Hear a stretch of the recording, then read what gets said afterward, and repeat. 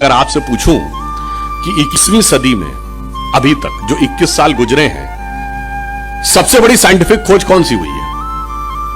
वो है God particle, जो जुलाई 2012 में यूरोप की सन लेबोरेटरी में खोजा गया, जिसका कि वास्तविक नाम है हिग्स बोसॉन।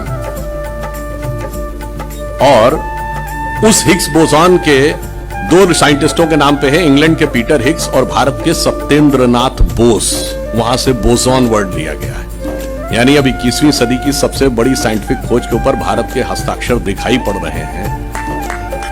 और ज्यादा महत्वपूर्ण जानते क्या है? सन लेबोरेटरी के बारे में जिसने भी पढ़ा हो, आप उसकी लॉबी में जाइए तो वहां जानते क्या बने हैं? तांडव करते हुए भगवान शंकर की नटराज की मूर्ति बनी है।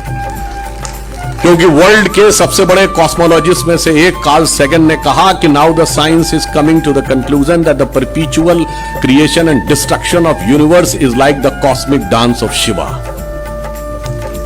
अब आप यूं समझिए कि जिस क्षण आप इस बात का विचार करते हैं, कुछ लोगों को लगता होगा ना, अभी प्रधानमंत्री जी ने जब काशी में कॉरिडोर का, विश्वनाथ कॉरिडोर का उद्घाटन किया, तो जब आपका सर श्रद्धा से भगवान शंकर के आगे झुकता है, तो श्रद्धा का वह बिंदु उत्तर में अमरनाथ से भी जुड़ जाता है, दक्षिण में रामेश्वरम से भी जुड़ता है, पश्चिम में सोमनाथ से भी जुड़ता है, पूर्व में मल्लिकार्जुन से भी जुड़ता है, नेपाल के काठमांडू से भी जुड़ता है, पाकिस्तान के कटास राज से भी जुड़ता है, और यूरोप की सन लेबोरेटरी से भी जाके जुड़ता है। यह मैं इसलिए कह रहा हूं कि भारत की अखंड चेतना का विस्तार, व्याप इतना गहरा है कि उसे समझने के लिए एक अलग प्रकार की बुद्धि चाहिए। और इसलिए सन लेबोरेटरी का मैंने क्यों उल्लेख किया?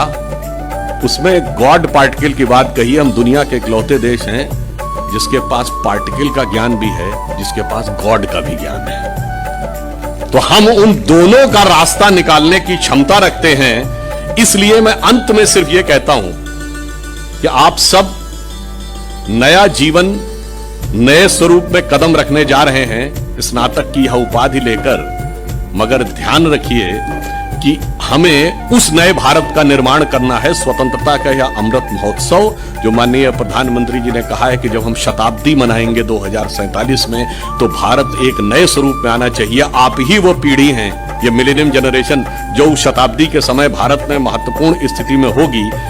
इसलिए हमें यह ध्यान रखना है कि हो गए हैं स्वप्न सब साकार, कैसे मान ले हम, टल गया सर से व्यथा का भार, कैसे मान ले हम, राष्ट्र को सब लोग भूले, स्वार्थ है युग मंत्र सारा, वर्ग जाति विभेद की अब बह रही है कलुष धारा, इस अमा के तिमिर को अब अरुणिमा क्या मान ले हम, टल गया सर से व्यथा का भार कैसे मान ले हम। इसलिए यह भी ध्यान रखिए कि हमें किस रूप में आगे बढ़ना है। स्वराज्य, स्वतंत्रता 47 में मिली थी, स्व नहीं था। इसलिए वेश, वाणी, तत्व, दर्शन दूसरों का यह सभी ले, विकृति को हम ग्रहण करते, निज प्रकृति को आज भूले, इस विदेशी नकल को अब अस्मिता क्या मान ले हम, टल गया सर से व्यथा का भार कैसे मान ले हम। इसलिए अटल जी की इस पंक्ति से समाप्त करता हूं। स्वतंत्रता मिली है, 75वां वर्ष है, परंतु याद रखिए हमने बहुत कुछ प्राप्त भी किया है। स्वतंत्रता को सार्थक करने कमर कसें, बलिदान करें, जो पाया उसमें खो न जाएं, जो खोया उसका ध्यान करें।